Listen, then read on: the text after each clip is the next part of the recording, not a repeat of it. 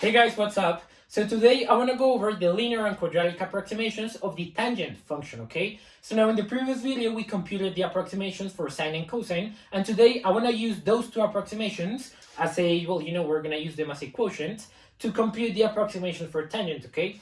So let's begin.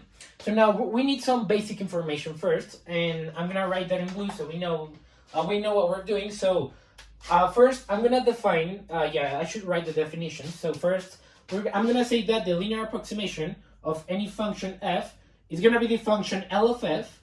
Okay, so this is going to be the linear approximation of f. Is going to be equal to f of 0. This is going to be near 0, of course. Everything we're doing is near 0. So near 0, this is going to be f of 0 plus f prime of 0 times x, okay? And now the other definition that I'm going to use is that the quadratic approximation of any function f, of course, near 0, is also going to be equal to the linear portion. So this is going to be L of f plus the second derivative evaluated at 0 times x squared divided 2, okay? Now these are the two definitions that we're going to use. These are basically the linear and quadratic approximation formulas. You already know them. But I wanted to use them so that we can write in a more concise way, and also to introduce this type of notation. This is very helpful if you don't want to write the entire thing, the entire formula for something, for a function, let's say. So you can just say that q of something, we can just say e to the x is going to be its approximation, and that's it. And usually you don't need to, if you're doing any math problem that is not exactly about approximations, well, you can bring approximations into the problem and just specify that you use these definitions. The quadratic approximation, you can write that in normal text. Q of f is going to be this function, okay, where L of f equals this function over here. And your professor is going to understand that you mean approximations, okay? And that way you don't have to write the entire formula, which I think it's helpful. So yeah, now, so this was just notation and definitions. And now the information that I want to use now is that we know the linear approximation of the function sine x is going to be the same as the quadratic approximation of the function sine x. And remember, both of these guys, they were equal to x, okay? Remember, near the origin, the sine function is going to be very close to a linear function. Doesn't matter if you're doing linear or quadratic approximations, you're going to get x as a approximation, okay? So now this is the first fact that we're going to use, and this is why I wanted to use this notation, okay? So that, well, we can write in a more compact way. So we also know that the linear approximation of cosine x is going to be equal to 1, but the quadratic approximation of cosine x is not going to be equal to its linear approximation as it happened with sine x, but it's going to be the linear approximation. We already know it's going to be L of f, so we're going to have 1 plus, and now I remember this was, sorry, my marker just fell.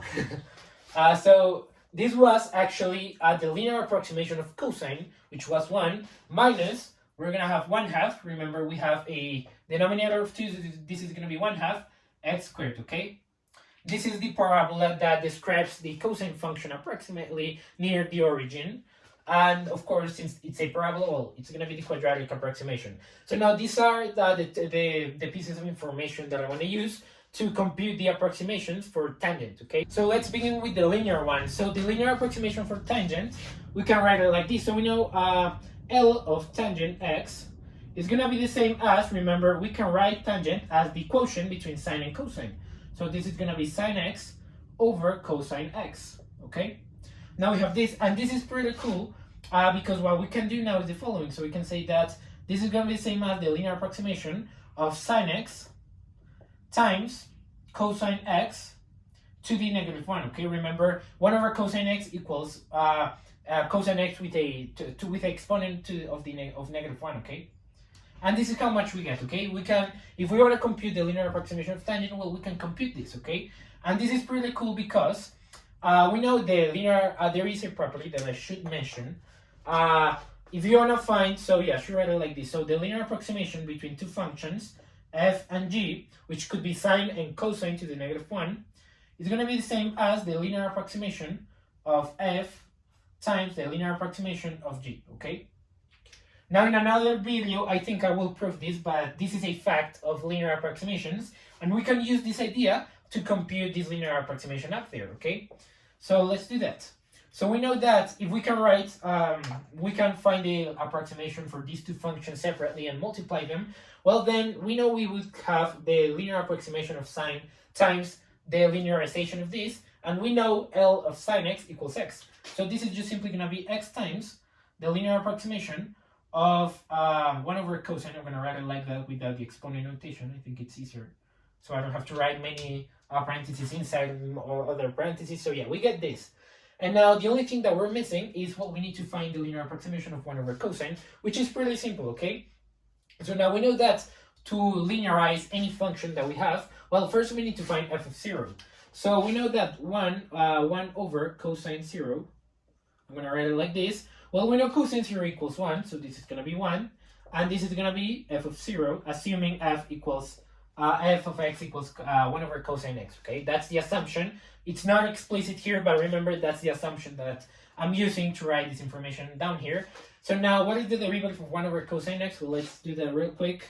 So the derivative of this is going to be cosine x to the negative 1. We know this is going to be negative cosine x to the negative 2, the exponent, the power rule, times the derivative of the inside function, which is going to be negative sine x. And we know this is just going to be, so from here you get positive, you get 1 over cosine times sine over cosine, which is going to be secant x times tangent x, okay? From here you just get sine x over cosine squared. That cosine squared, you can factor out cosine, and you get 1 over cosine times sine over cosine. And that's going to be, well, 1 over cosine equals secant, and sine over cosine equals tangent, okay? So you get that value. So now this is the derivative, and well, the only thing that we want to find now is the derivative of the function evaluated at 0 times x. And well, we know secant of 0, that looks like seco. No, this is going to be, I'm going to write the parentheses so we know this is the input, times tangent of 0 is going to be equal to, so we know secant equals 1 over cosine. We know 1 over cosine 0, that's going to be 1. And tangent 0, that should be sine 0 over cosine, it's going to be 0 over 1. So this is actually 0, okay, nice. So from this, well, we get 0, okay? And if we get 0 from this, well, that's pretty cool. Because we can write now this portion over here as x times, now the linear approximation, so this linear approximation, what do we get?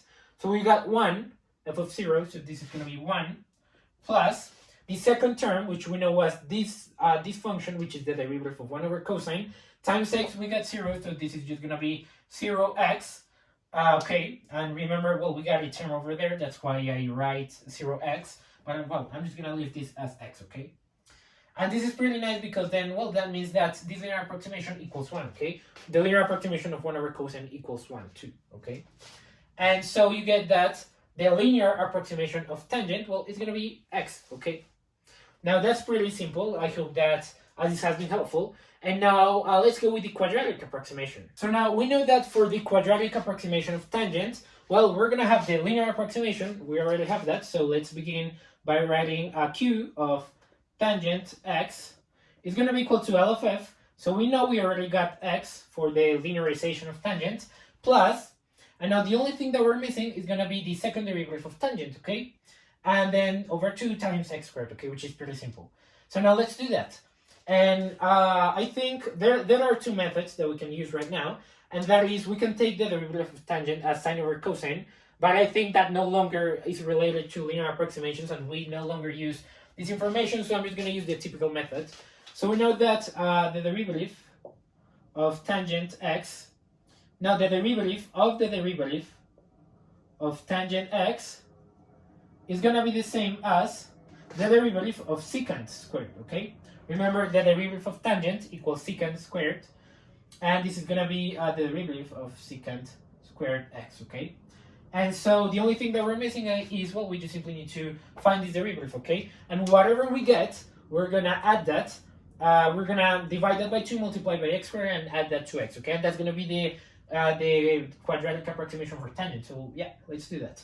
So we know this function, well, we can write the same thing as the derivative of Now remember, secant is 1 over cosine, and if we have that value squared, well, that is going to be 1 over cosine squared, which we can write as 1 cosine to the negative 2x, okay? And now we can take the derivative of this value, and it should be the derivative of this. Now we know this is going to be minus 2 times cosine to the negative 3x times the derivative of our inside function. This is just the chain rule. So the derivative of cosine, we know it's going to be negative sine x, okay? And from this, well, we just simply get, so we have positive, we have 2 times sine. So let me write the entire thing now. So this is going to be 2 times sine over cosine to the third power cubed. So cosine cubed x. So we get this. Now this is pretty simple because from here, well, we can write the following. So I'm going to continue down here. So we know this is going to be 2 times. So we have 1 over cosine squared times sine over cosine. 1 over cosine squared, remember, it's going to be secant squared. So this is going to be 2 times secant squared of x times sine over cosine. That's equal to tangent x, okay? And this is going to be the derivative for the second derivative of tangent, okay? Now this is pretty nice because this function is really easy to evaluate at 0. So let's do that real quick. So now I'm going to write over here at x equals 0. And now this is no longer going to be, if we evaluate this at 0, well, this is no longer going to be equal to the previous things. But I mean, you know what I'm writing over here. We just want to evaluate this expression at 0. So let's see how much we get. So now secant squared at 0, that's going to be 1 over cosine 0 squared. And that is going to be 1, so you get 1 once again. So you have 2 times 1, so this is going to be 2. Now the tangent of 0, once again, is going to be sine 0 over cosine 0, which is going to be 0 actually. So you get 2 times 0, which pretty nice is going to be 0, okay? And now that's actually really cool, because if we get 0 for this derivative, well, then that means that we just get 0 times x squared over 2, okay? And then you can just simply say that the quadratic approximation of tangent x, well, it's going to be the same as x, okay? It's the same idea or the same concept as the linear and quadratic approximations of sine. If you see the graph of tangent and the graph of x, the linear function x, well, you're gonna see that you don't really need a quadratic approximation to approximate tangent near x equals 0 because it's already good approximation x, okay? You don't need a quadratic term to approximate tangent near x equals 0 in any better way, okay? So yeah, that has been everything.